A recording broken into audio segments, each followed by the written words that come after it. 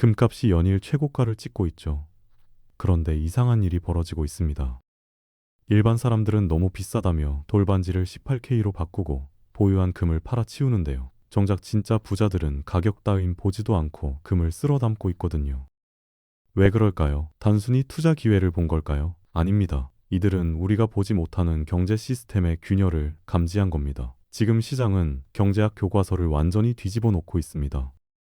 고금리 상황인데도 금값, 환율, 주식이 동시에 치솟고 있거든요. 이건 자금들이 어디로 숨어야 할지 몰라 패닉에 빠졌다는 뜻입니다. 화폐에 대한 신뢰가 무너지고 있는 겁니다. 본격적인 영상 시작 전 구독과 좋아요, 되뇌주세요. 많은 분들이 금을 착각하고 계십니다. 주식처럼 돈을 벌어주는 투자 상품이라고 생각하시는데요. 그 순간 이미 게임에서 진 겁니다. 금은 이자도 안 나오고 배당도 없습니다. 그런데 왜 강세일까요? 금은 시스템의 위험을 알리는 온도계거든요. 요즘 정말 이상한 현상이 벌어지고 있습니다. 달러와 금이 동시에 오르고 있거든요. 정상적인 상황이라면요. 달러가 강하면 금은 약해야 합니다. 그런데 둘 다 치솟고 있다는 건 뭘 의미할까요? 안전자산인 달러조차 완벽하게 신뢰받지 못하고 있다는 겁니다. 시장이 공포에 떨고 있는 거죠. 진짜 부자들은 금을 어떻게 보냐면요. 수익을 내는 수단이 아니라 통화 가치가 무너질 때 내 구매력을 지켜주는 보험으로 봅니다. 1970년대를 한번 볼까요? 인플레이션이 터졌을 때 현금 들고 있던 사람들은 가치가 반토막 났습니다. 100만 원이 50만 원의 구매력밖에 안 됐죠. 월급은 그대로인데 물가만 2배 뛴 겁니다. 그런데 금 보유자들은요? 화폐 가치 하락분을 금값 상승으로 정확히 상쇄했습니다. 실질적인 구매력을 그대로 지킨 거죠. 화재 보험 생각해보세요. 불 안 나면 보험료가 날아가지만 그래도 우리 가입하잖아요. 집이 타버리면 파산하니까요. 금이 바로 그겁니다. 경제 시스템이 붕괴할 때 최후의 바닥재 역할을 하는 거죠. 2008년 금융위기 때를 기억하시나요? 리먼 브라더스가 무너지고 주식이 반토막 나고 회사채도 휴지 조각됐습니다. 은행 예금마저 불안했던 그때요. 딱 하나만 버텨줬어요. 바로 금이었습니다. 금은 위기 상황에서 자산의 최소한을 지켜주는 마지막 방어선입니다. 부자들과 중앙은행은 차트를 보고 금을 사지 않습니다. 이들이 움직이는 타이밍은 딱 하나죠. 통화 시스템의 룰이 바뀔 때입니다. 1971년을 한번 볼까요? 닉슨 대통령이 금 태환을 중단한다고 선언했습니다. 그 순간 뭐가 바뀌었냐면요. 달러가 더 이상 금으로 바꿀 수 없는 종이가 된 겁니다. 그때부터 금값이 어떻게 됐을까요? 10년 만에 20배 넘게 폭등했습니다. 금이 유일한 가치 기준이 된 거죠. 지금도 똑같은 일이 벌어지고 있습니다. 중국, 러시아, 인도 중앙은행들이 미친 듯이 금을 사들이고 있거든요. 왜 그럴까요? 미국이 달러를 무기화하고 있기 때문입니다. 마음에 안 드는 나라는 스위프트에서 퇴출시켜버리죠. 게다가 미국 부채가 35조 달러입니다. 이 정도면 달러 신뢰가 흔들릴 수밖에 없습니다. 여기서 핵심이 뭐냐면요. 정부는 클릭 한 번으로 화폐를 무한정 찍어낼 수 있습니다. 그런데 금은요? 공급이 제한돼 있거든요. 진짜 돈인 거죠. 부자들은 이 차이를 정확히 알고 움직입니다. 그럼 우리는 어떻게 접근해야 할까요? 절대로 주식처럼 단타 치면 안 됩니다. 수수료만 날리거든요. 보험 성격으로 접근하셔야 합니다. 많은 분들이 금 ETF를 선호하시는데요. 편하긴 하죠. 그런데 금융 시스템이 마비되면요. 계좌 접근 자체가 막힙니다. 종이 금일 뿐이거든요. 진짜 시스템 리스크를 대비하려면 실물 금을 보유해야 합니다. 포트폴리오에 금을 딱 10%만 넣어보세요. 시장이 폭락할 때 전체 손실을 방어해주고요. 심리적으로 엄청난 안정감을 줍니다. 패닉 셀링을 막아주는 멘탈 방패 역할을 하는 겁니다. 부자들이 금고에 실물 금을 쌓아두는 데는 경제학적 이유만 있는 게 아닙니다. 현실적으로 가장 큰 이유가 뭐냐면요. 바로 세금입니다. 한국의 독특한 세금 구조 때문이죠. 부동산 한번 볼까요? 집값 올라서 팔면 양도소득세 엄청 나옵니다. 서울 아파트 하나 팔았는데 차익의 절반 가까이 세금으로 나가는 경우도 있거든요. 주식도 마찬가지고요. 대주주면 양도세 내야 하고 수익이 크면 클수록 세금 폭탄 맞습니다.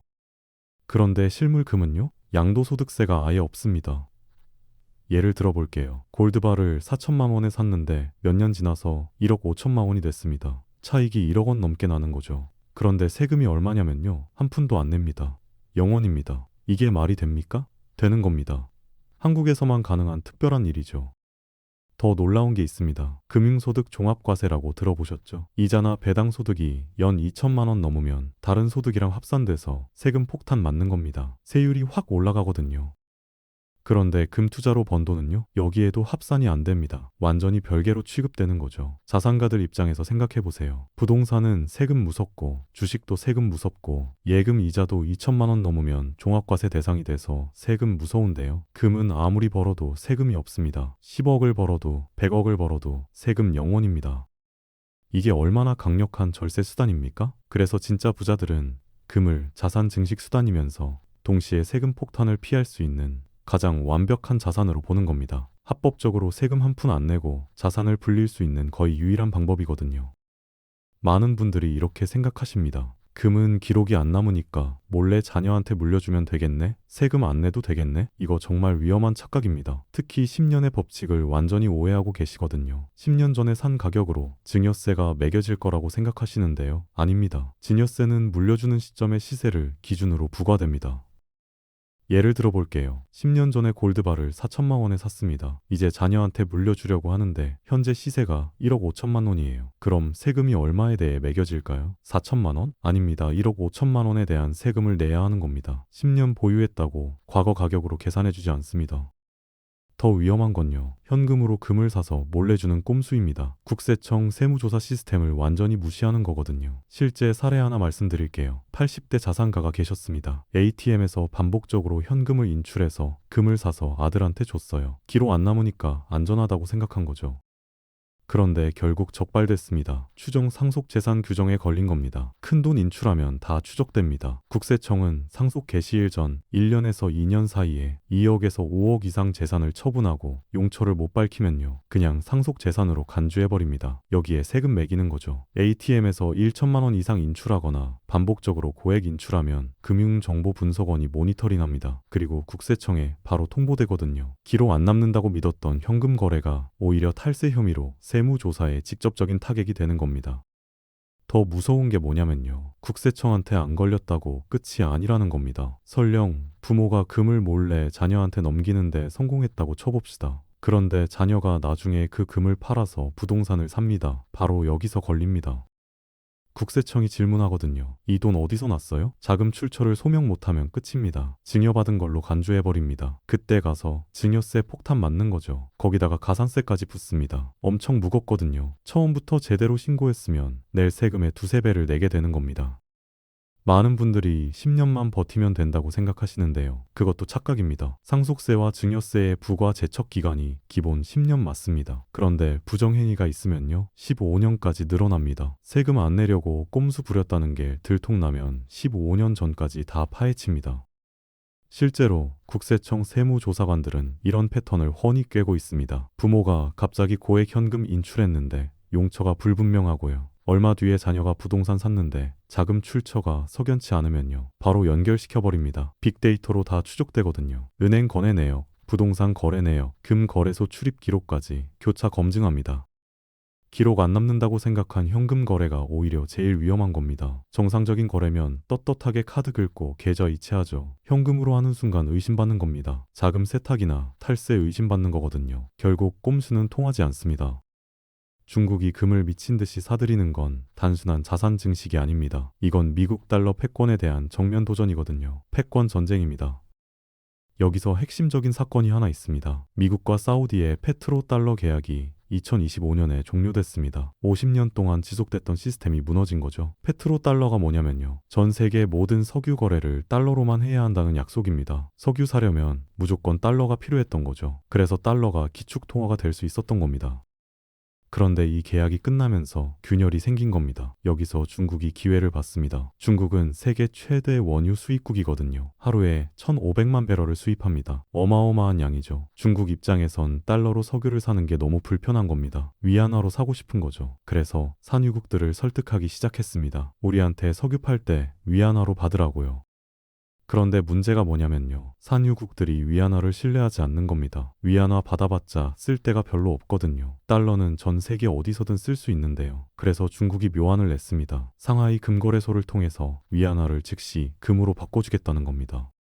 산유국 입장에서 생각해보세요. 석유 팔고 위안화 받았는데 불안하면요. 바로 금으로 바꾸면 되는 거죠. 이게 사실상 석유, 위안화, 금이 연결된 구조입니다. 중국은 금을 매개로 해서 달러 없이 석유를 거래하는 시스템을 구축하고 있는 겁니다. 달러 패권에 정면으로 도전하는 거죠.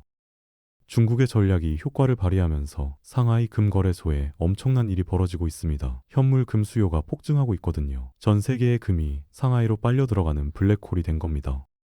어떻게 이런 일이 가능하냐면요. 차익 거래 때문입니다. 런던이나 뉴욕에서 금을 사서 상하이로 가져가면 더 비싸게 팔 수 있거든요. 그러니까 계속 동쪽으로 이동하는 겁니다. 그 결과 뭐가 일어났냐면요. 서방 시장에 현물 금 공급이 말라가고 있습니다. 과거에는 미국과 영국이 금값을 마음대로 조종했습니다. 선물 시장에서 매도 포지션을 쏟아내면서 가격을 인위적으로 눌렀거든요. 실물은 없는데 종이로만 금을 팔아치운 겁니다. 그래서 금값이 오르지 못하게 억눌러 왔던 거죠. 그런데 지금은요, 통제력을 상실했습니다. 현물이 부족해지니까 더 이상 가격을 누를 수가 없는 겁니다. 선물 매도 포지션을 가진 세력들이 문제에 봉착했습니다. 만기가 되면 실제 금을 인도해야 하는데요. 금고를 열어보니 금이 없는 겁니다. 이미 다 상하이로 빠져나갔거든요. 이게 뭐랑 비슷하냐면요. 주식시장의 숏 스퀴즈랑 똑같습니다. 공매도 세력이 주식을 갚아야 하는데 주식이 없으니까 가격이 폭등하는 거죠. 지금 금시장에서 정확히 같은 일이 벌어지고 있습니다. 그래서 금값이 계속 오르는 겁니다. 많은 사람들이 지금 금값이 거품이라고 하는데요. 전혀 아닙니다. 오히려 그동안 억눌려 있던 가격이 실수요에 맞춰서 정상화되는 과정입니다. 은도 마찬가지입니다. 은 가격도 오랫동안 눌려 있었거든요. 금과 은의 채굴 비율을 보면 1대 10입니다. 금 1톤 나올 때 은이 10톤 나오는 거죠. 그런데 가격 비율은 이것보다 훨씬 큽니다. 은이 너무 저평가돼 있는 겁니다. 앞으로 은도 엄청나게 오를 여력이 있습니다. 중국이 최근에 산둥성에서 대규모 금광을 발견했다는 뉴스 들으셨죠? 이게 중국의 금 보유 비중을 더 높여줍니다. 그런데 이론적으로는 금 가격 하락 요인이 될 수도 있습니다. 전 세계 금 공급량이 늘어나는 거니까요. 하지만 중국이 금을 모으는 진짜 이유는 따로 있습니다. 미국의 금융제재에 대비하는 겁니다. 러시아 봤죠? 스위프트에서 퇴출당하니까 국제 결제가 마비됐습니다. 중국도 언제든 같은 상황에 처할 수 있거든요. 그래서 위안화 국제화를 추진하는데요. 여기에 담보 자산이 필요합니다. 바로 금이죠. 그럼 미국은 어떨까요? 미국은 장부상 8,000톤의 금을 보유하고 있다고 주장합니다. 세계에서 가장 많은 양이죠. 그런데 많은 전문가들이 의심하고 있습니다. 정말 그만큼 있느냐는 거죠. 미국이 과거에 금 가격을 억제하기 위해 이미 상당량을 시장에 팔아치웠을 거라고 보는 겁니다. 실제로 과거에 골드풀이라는 걸 운영했습니다. 서방 국가들이 연합해서 금을 계속 시장에 풀어서 가격을 눌렀거든요. 그때 팔았던 금이 얼마나 되는지 아무도 모릅니다. 미국 금고에 실제로 현물금이 얼마나 남아있는지는 불투명한 겁니다. 감시도 제대로 안 합니다. 여기서 미국의 딜레마가 생깁니다. 중국은 금을 앞세워서 금 본위제를 추진하는데요. 미국은 금이 부족합니다. 어떻게 대응하겠습니까? 미국이 선택한 카드가 바로 비트코인입니다. 금이 아닌 비트코인을 새로운 전략 자산으로 활용하려는 겁니다. 미국은 중국이 주도하는 금본위제를 무력화시키기 위해 새로운 전략을 꺼내들었습니다. 바로 비트코인 스탠더드입니다. 전 세계가 중국의 금본위제가 아니라 미국의 비트코인 기반 시스템을 따르도록 만들려는 거죠. 달러 패권을 유지하기 위한 마지막 카드입니다. 그런데 문제가 있습니다. 비트코인을 대량으로 사려면 막대한 돈이 필요하거든요. 미국 정부가 어디서 그 돈을 구할까요? 국가 부채가 이미 35조 달러인데 말이죠. 여기서 금융마술이 등장합니다. 미국 재무부와 연준은 장부상 저평가된 금의 가치를 현 시세로 재평가할 수 있습니다. 지금 미국 장부에는 금이 온스당 42달러로 기록돼 있거든요. 1970년대 가격 그대로입니다. 현재 시세가 온스당 2,100달러가 넘는데 말이죠. 이걸 현실화시키면 어떻게 될까요? 엄청난 평가 차익이 발생합니다. 8,000톤의 금 가치가 갑자기 수십 배로 뛰는 거죠. 이 평가 차익을 담보로 새로운 화폐를 발행할 수 있습니다. 그리고 그 돈으로 비트코인을 대량 매수하는 겁니다. 이 방식의 핵심은 뭐냐면요. 실제로 금을 팔 필요가 없다는 겁니다. 금이 금고에 정말로 있는지 없는지 증명할 필요도 없고요. 그냥 장부상으로만 거래하면 되거든요. 회계 장부에서 숫자만 바꾸면 되는 겁니다. 금이 부족한 미국에게는 완벽한 전략이죠. 실물이 없어도 돈을 만들어낼 수 있으니까요. 결국 미국은 두 마리 토끼를 잡으려 합니다. 천문학적인 국채를 상환하는 문제와 중국의 근본 위제 도전을 동시에 막아내는 거죠. 그래서 비트코인을 전략적으로 비축하고 가격을 계속 끌어올릴 겁니다. 이게 지금 벌어지고 있는 진짜 게임입니다. 여러분께 하나 질문 드리겠습니다. 지금 여러분의 포트폴리오에서 금 비중이 얼마나 되십니까? 혹시 0%는 아니시죠? 만약 0%라면요. 지금 여러분은 브레이크 고장난 차를 타고 고속도로를 질주하고 있는 겁니다. 안전장치가 하나도 없는 거거든요. 사고 나면 어떻게 되는지 아시잖아요. 많은 분들이 금을 오해하고 계십니다. 금을 자산을 불리는 엔진이라고 생각하시는데요. 아닙니다. 금은 엔진이 아니라 브레이크입니다. 시장이 절벽으로 향할 때 멈출 수 있게 해주는 브레이크죠. 동시에 방향을 잡아주는 핸들이기도 합니다. 차에 브레이크와 핸들 없으면 운전 못 하잖아요. 아무리 엔진이 좋아도 소용없습니다. 자산 관리도 똑같습니다. 금 없이 투자하는 건 사고 날 준비를 하고 있는 겁니다. 금이 비싸다고요? 그건 핑계입니다. 보험료가 비싸다고 보험 안 드십니까? 아니잖아요. 집 살 때 화재 보험 필수로 들잖아요. 위기가 왔을 때 내 자산을 지키기 위한 필수 도구인 겁니다. 생존 장비라고 생각하셔야 합니다. 금값이 오르든 내리든 상관없습니다. 중요한 건 시스템이 무너질 때 나를 지켜줄 방패가 있느냐 없느냐거든요. 2008년처럼 1970년대처럼 위기는 반드시 다시 옵니다. 역사는 반복되거든요. 그때 금 있는 사람과 없는 사람의 운명은 완전히 달라집니다. 마지막으로 한 가지만 더 말씀드리겠습니다. 금은 투자 목적으로는 자유롭게 하셔도 됩니다. 사고 팔고 수익 내시고요. 그런데 상속과 증여만큼은 절대 꼼수 부리지 마세요. 반드시 투명하고 합법적인 절차를 따르셔야 합니다. 국세청은 여러분이 생각하는 것보다 훨씬 정교합니다. 세금 아끼려다가 몇 배로 손해보는 일 없으시길 바랍니다. 금은 여러분의 자산을 지키는 최후의 방패입니다. 현명하게 활용하시기 바랍니다. 지금의 경제 상황은 뭔가 이상합니다. 상식을 벗어난 일들이 벌어지고 있거든요. 이건 위기의 전조 증상입니다. 금은 단순한 귀금속이 아닙니다. 경제 위기가 오고 통화 시스템이 무너지고 국가 간 패권 전쟁이 벌어질 때 여러분의 자산을 지켜줄 유일한 실물 자산입니다. 단기 시세 차익에 집착하지 마세요. 장기적 관점에서 보험으로, 절세 수단으로, 자산 배분 전략으로 접근하셔야 합니다. 세계 경제 질서가 지금 완전히 바뀌고 있습니다. 이 변화 속에서 현명한 금 투자를 통해 여러분과 가족의 부를 안전하게 지키시길 바랍니다. 오늘의 영상은 여기까지입니다. 여러분들의 생각을 댓글로 남겨주세요. 시청해주셔서 감사합니다.